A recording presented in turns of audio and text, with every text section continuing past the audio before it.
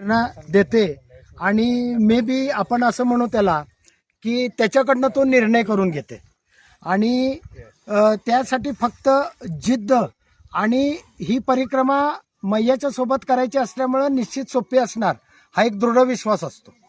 आणि स्वाभाविकच आहे की मी पुण्यामध्ये राहत असल्यामुळे की चितळे मैया आहेत किंवा आमचे धनंजय नाईक आहेत किंवा आमचे प्रशांत बाळकृष्ण कुलकर्णी ज्यांनी माझी नर्मदा परिक्रमा हा मोठा ब्लॉग लिहिला आहे. मे बी तो आता म्हणजे प्रकाशित जेव्हा होईल तेव्हा तो म्हणजे आम्ही तो केव्हा प्रकाशित होतोय, आता तो नेटवरती सॉफ्ट कॉपी अवेलेबल आहे, परंतु तो इतक्या जणांनी वाचलेला आहे, इतके जण तो अजून वाचतायत आणि प्रशांतजींचे फॅन होत आहेत.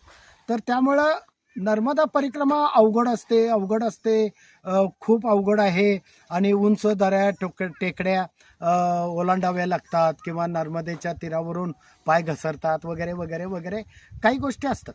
परंतु अशा पद्धतीचा जो अनुभव आहे तो मला आत्तापर्यंतच्या ह्याच्यात तरी अनुभवायला मिळालेला नाही.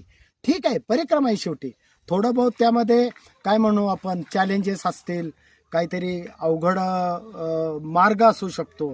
तर तुम्ही एक मात्र लक्षात घेणं आवश्यक आहे की ही परिक्रमा मी करत नाहीये, मी कुणाचा हात धरलाय, मैयाचा हात धरलाय. आपल्या उजव्या हाताला मैया असते आणि ती मैया आपल्याला सोबत घेऊन जात असते.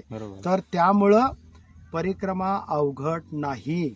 आता मी तर हे जेव्हा बोलतोय तर तेव्हा माझी अजून 250 किलोमीटर सुद्धा नाही झालेली, अजून केवढा मोठा मे बी 3200 किंवा म्हणतात की 3500 किलोमीटर वगैरे आहे. तर आम्ही आत्ता दक्षिण तटाला आहोत, उत्तर तटाला जाऊ तर त्यानंतरही अशा पद्धतीचा मार्ग किंवा काय असणार आहे. पण परिक्रमा एकदम सोपी आहे, ती एक प्रकारची काय तपाचरण आहे, ती साधना आहे. तर ती साधना प्रत्येकाच्या आयुष्यात यावी यासाठी परिक्रमा करावी आणि पायी करावी. अगदी ज्यांना नाही शक्य त्यांनी जरूर 4 व्हीलरनं, मोटारीनं, 2 व्हीलरनं करावी. परंतु मैयाच्या सोबत थोडं आयुष्यातले काही क्षण घालवावेत आणि नामस्मरण करावं.